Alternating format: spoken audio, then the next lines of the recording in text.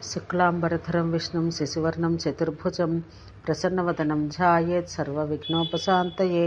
పరాశర మహర్షి చెప్పిన వర్ణాశ్రమ ధర్మాలు, ప్రాయశ్చిత్త కర్మలు. సూతుడు శౌనకాది మహామనులతో మాట్లాడుతూ తన గురువైన వ్యాస మహర్షికి పరాశర మహర్షి వినిపించిన ధర్మకర్మాలను ఇలా ప్రవచించసాగాడు. శౌనకాచార్య, ప్రతి కల్పాంతంలోనూ అన్నీ నశిస్తాయి. కల్ప ప్రారంభంలో మన్వాది ఋషుల వేదాలను స్మరించి బ్రాహ్మణాది వర్ణాల ధర్మాలు మరలా విధిస్తారు. కలియుగంలో దానమే ధర్మం. పాపము శాపము సర్వాంతర్యాములుగా పరిఢవిల్లే ఈ కలియుగంలో పాపాన్ని అంతం చెయ్యలేం. పాపం చేసిన వారిని మాత్రమే పరిత్యజించవలసి ఉంటుంది. సత్యయుగంలో పాపాత్ములంటే ఆ దేశాన్నే ఋష్యాదులు పరిత్యజించేవారు. అలా త్రేతాయుగంలో గ్రామాన్ని, ద్వాపరంలో పాపి కుటుంబాన్ని వదిలేశారు. కలియుగంలో పాపం సార్వలౌకికమైపోతుంది కాబట్టి పాపిని మాత్రమే వదలగలరు. మనిషి ఆచారం ద్వారానే అన్నీ పొందగలుగుతాడు. సంధ్య, స్నానం, జపం, హోమం, దేవపూజనం, అతిథి సత్కారం అని 6 సత్కర్మలు ప్రతిదినం చెయ్యాలి. ఆచారవంతుడైన బ్రాహ్మణుడు కానీ, సర్వసంగ పరిత్యాగి అయిన సన్యాసి కానీ కలియుగంలో దుర్లభం. బ్రాహ్మణులు తమ వర్ణధర్మాలను పాటించాలి. క్షత్రియులు దుష్టులైన శత్రువులను గెలిచి ప్రజలను కన్నబిడ్డల వలె చూసుకోవాలి. వైశ్యులు వ్యవసాయ, వ్యాపార, పశుపాలనాధికారులను చేయిస్తూ న్యాయసమ్మతంగానే ధనార్జన చెయ్యాలి. శూద్రులు ఈ పై 3 వర్ణాల వారికి నిష్కపటంగా సహకరిస్తూ దేశ సౌభాగ్యానికి ఊతమివ్వాలి. తినకూడనివి తినడం, దొంగతనం పోకూడని చోటుకి పోవడం మనిషి పతనానికి కారణాలవుతాయి. వ్యవసాయం చేసేవాడు అలసిపోయిన ఎద్దుని మరలా కాడికి కట్టరాదు. దాని చేత బరువులు మోయించరాదు. ద్విజులు స్నానం, యోగం, పంచయజ్ఞం వీటిని మానరాదు. బ్రాహ్మణులకు నిత్యం భోజనాలు పెట్టాలి. క్రూరకర్మల విషయంలో మొగమాటానికి, స్వార్థానికి తావివ్వకుండా ప్రవర్తించాలి. నువ్వులను, నేతిని అమ్ముకోరాదు. పంచసూనాజనిత దోషం పోవడానికి బలి వైశ్వదేవ హోమాన్ని నిత్యం చెయ్యాలి. రైతు తన సంపాదన లేదా పంటలోని 6వ భాగాన్ని రాజుకి, 5వ భాగాన్ని దేవునికి, 33వ భాగాన్ని బ్రాహ్మణులకి ఇవ్వాలి. దీనివల్ల కృషి, హింసా పాపం ప్రక్షాళితమవుతుంది. ఈ విధంగా ఇవ్వకపోతే పాపం వస్తుంది. అది దొంగతనంతో సమానమైన పాపం. పరాశరుడు ఏ వర్ణానికి ఎన్నాళ్ళు మృత్యు అశౌచం ఉంటుందో యాజ్ఞవల్క్యునిలాగే చెప్పాడు. బంధువుల్లో ఈ మైల 4వ తరం దాకా 10 రోజులు, 5వ తరంలో 6 రోజులు, 6వ తరంలో 4 రోజులు, 7వ తరంలో 3 రోజులు ఉంటుంది. పరదేశంలో ఉన్న బాలకుడు పోతే మృత్యు అశౌచం పెద్దగా ఉండదు. వార్త వినగానే స్నానం చేస్తే వెంటనే శుద్ధైపోతుంది. గర్భస్రావ, గర్భపాతాలలో బిడ్డ మరణించినప్పుడు తల్లి ఎన్నవ నెల గర్భవతి అయి ఉందో అన్ని రోజుల అశుచి ఆ బిడ్డ బంధుగణానికి ఉంటుంది. 4వ నెల వరకు జరిగే గర్భనష్టాన్ని గర్భస్రావమని, 6 మాసాలు నిండేలోగా గర్భనష్టం జరిగితే గర్భపాతమని అంటారు. శిల్పకారుడు, మేదరవాడు, రాజు, రాజగురువు, శ్రోత్రియ, బ్రాహ్మణుడు, దాసదాసి జనం, భృత్యులు వీరిలో ఎవరు పోయినా వారికి మైల ఉండదు.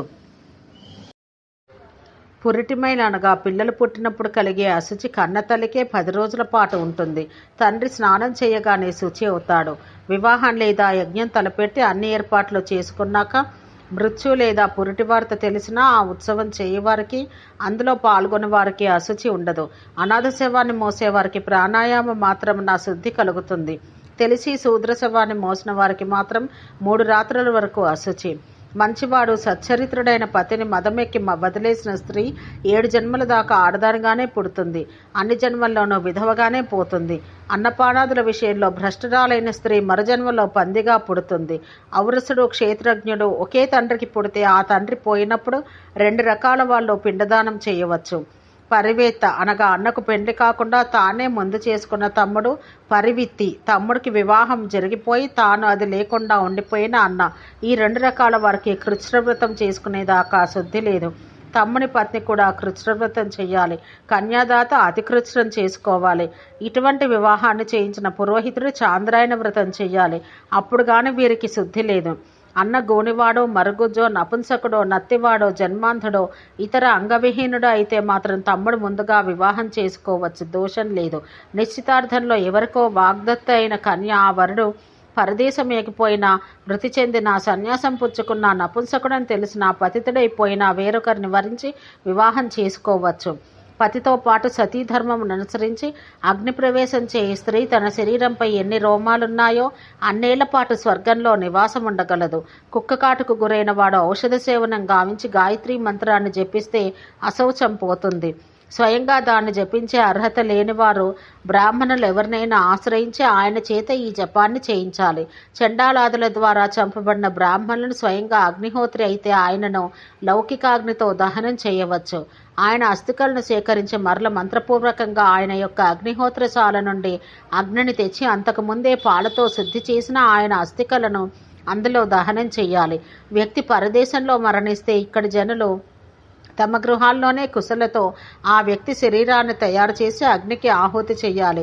ఆ పరదేశ మృతుడు అగ్నిహోత్రి అయితే మృగచర్మంపై 600 పలాస ఆకులను అతని ఆకారంలో పరిచి శిశ్న భాగంలో సెమి, వృషణ భాగంలో అరణి పెట్టి కుడి చేతి జాగాలో అన్నం కుండని, ఎడమ చేతి జాగాలో యజ్ఞ పాత్రని ఉంచాలి. వక్షో భాగంలో సోమరసం తయారీలో వాడే రాతిని ఉంచాలి.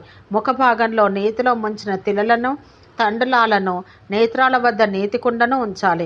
కనులు, చెవులు, ముక్కు, నోరు ప్రాంతాల్లో చిన్న చిన్న బంగారు ముక్కల నుంచే పద్ధతి కూడా ఉంది. ఇలా అగ్నిహోత్రం యొక్క సమస్త ఉపకరణాలను ఉంచి ఆ అగ్నిహోత్రి ఊహాకల్పిత కలేబరాన్ని అసౌ స్వర్గాయ లోకాయ స్వాహ అనే మంత్రాన్ని చదువుతూ నేతిని ఒక ఆహుతినిచ్చి అగ్నికి ఆహుతి చేస్తే ఆయనకు బ్రహ్మలోకం ప్రాప్తిస్తుంది. హంస, చిలుక, క్రౌంచం, చక్రవాకం, కోడి, నెమళ్లలో దేన్ని వధించినా ఒక పగలు ఒక రాత్రి ఉపవాసం చేస్తే పాపం పోతుంది. 4 కాళ్ళ పశువును దేన్ని వధించినా ఒక రోజంతా నిలబడి ఉపవసించి గాయత్రి జపిస్తే పాపశాంతి కలుగుతుంది. శూద్రుని వధిస్తే కృచ్ఛవ్రతం చెయ్యాలి. వైశ్యుని హత్య చేస్తే అతి కృచ్ఛవ్రతం చెయ్యాలి. క్షత్రియుని చంపితే 22, బ్రాహ్మణుని మృతినందిస్తే 30 చాంద్రాయణ వ్రతాలు చెయ్యాలి.